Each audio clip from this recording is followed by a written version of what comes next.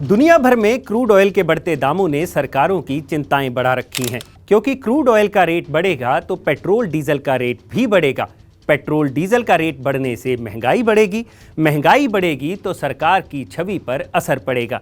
और ऐसे में महंगाई को रोकने के लिए टैक्सेस को कम करने पर सरकार को अपने खजाने का नुकसान भी झेलना पड़ता है।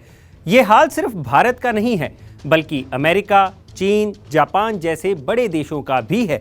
ऐसे में इन सभी देशों ने ऑयल प्रोड्यूसर्स कंट्रीज को सबक सिखाने के लिए अपने देश में मौजूद ऑयल रिजर्व का इस्तेमाल करने का प्लान बनाया है, जिससे दुनिया भर में क्रूड ऑयल के दामों को कम करने में मदद मिलेगी।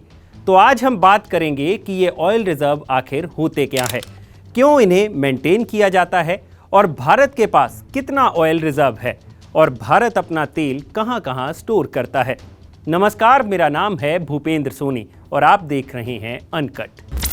सबसे पहले बात करते हैं आज की खबर की। अमेरिका ने पिछले हफ्ते भारत, चीन, जापान जैसे बड़े देशों से अपील की थी कि ये सभी देश अमेरिका के साथ मिलकर अपने ऑयल रिजर्व में से एक साथ क्रूड ऑयल मार्केट में फ्लो करें, ताकि दुनिया भर में क्रूड ऑयल के दामों में थोड़ी कमी लाई जा सके।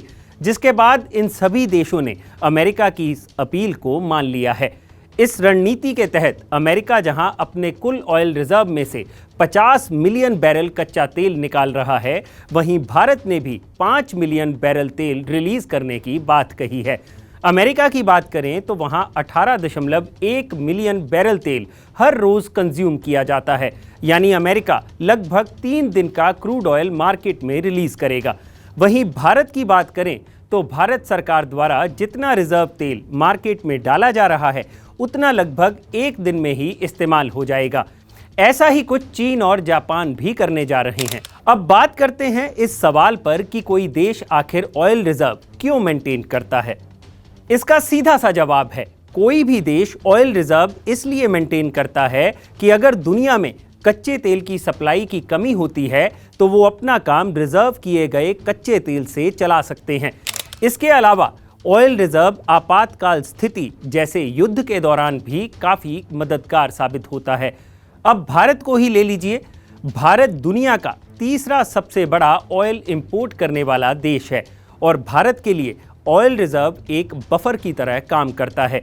गल्फ वॉर के दौरान भारत की चिंता तब बढ़ गई थी जब कच्चे तेल के दाम एकदम से काफ़ी बढ़ गए थे और भारत के पास विदेशी मुद्रा भंडार की भी कमी थी। ऐसी ही स्थितियों से निपटने के लिए किसी भी देश के पास ऑयल रिजर्व होना जरूरी हो जाता है।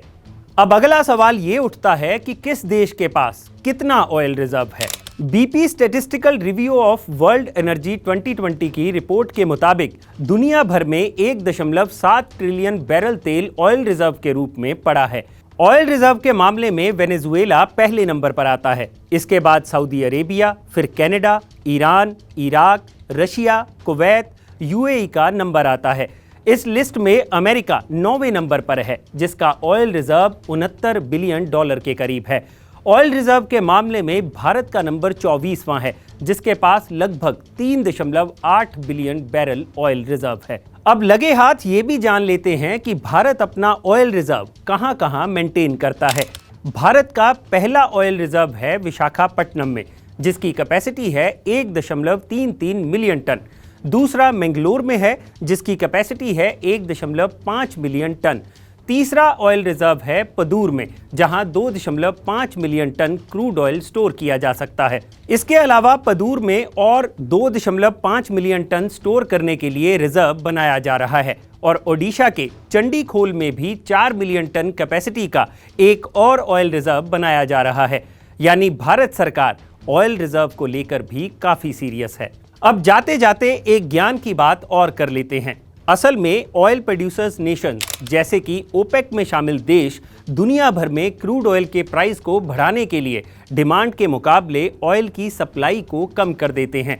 डिमांड ज़्यादा और सप्लाई कम होने से क्रूड ऑयल का प्राइस बढ़ जाता है और ये देश मुनाफा कमाते हैं, जबकि दुनिया के बाकी देश आर्थिक नुकसान उठाते हैं। तो कुल जमा बात यह है कि जब तक ये देश सप्लाई नहीं बढ़ाते, तब तक प्राइस कम होने के चांसेस कम हैं। लेकिन ऑयल रिजर्व का इस्तेमाल कर दुनिया भर के बड़े ऑयल प्रोड्यूसिंग नेशंस पर सप्लाई बढ़ाने का दबाव बनाया जा सकता है। तो ये है ऑयल रिजर्व का पूरा फंडा।